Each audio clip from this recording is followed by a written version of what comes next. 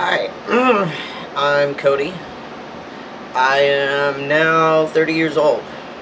Um, I am female to male, transgender. I've now been on testosterone as of today for 489 days. Um,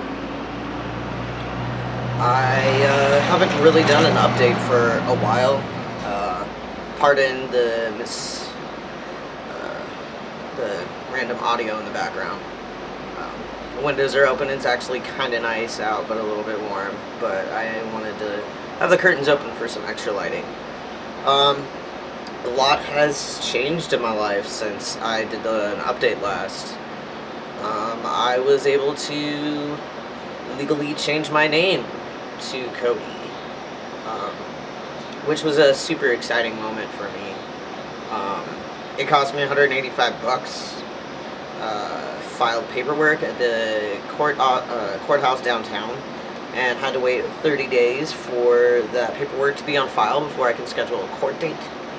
I just got almost all of my documentation besides my insurance information needs to be changed over to my new name, and my birth certificate. So my next big obstacle, legal-wise, is going to be my gender marker. Because I was born in the state of Montana, it makes things a little bit more complicated in regards to changing my gender.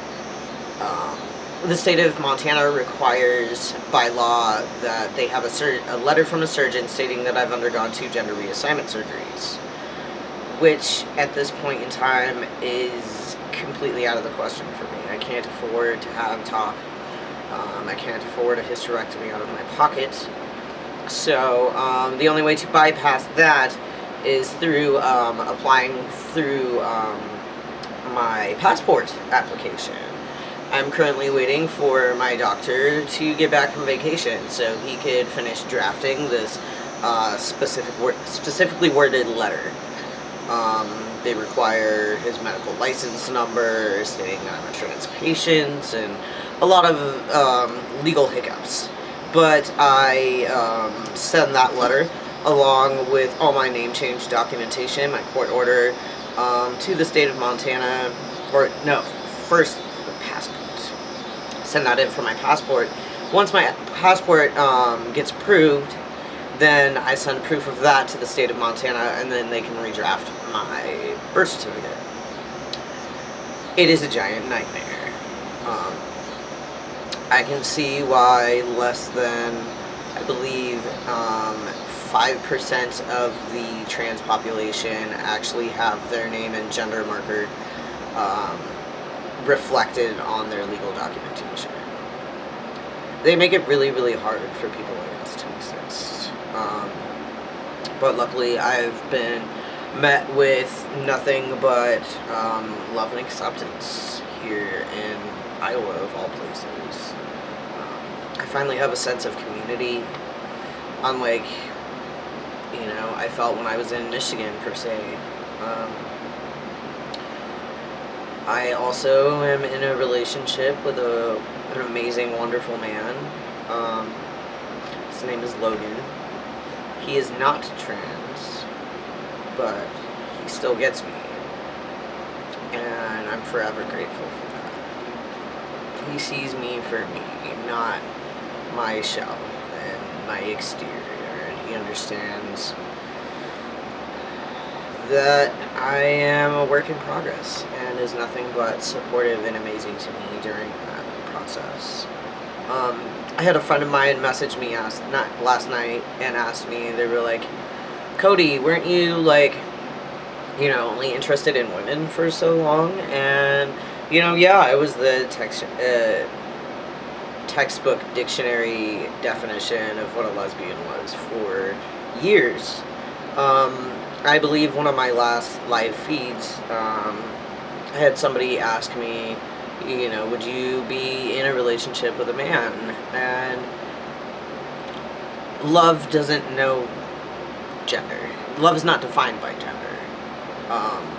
And there was another point that somebody had made the other day they're like, oh, I'm going bisexual, so I could be, taking applications from she-males, which first off is a horrible term, a derogatory term for trans women.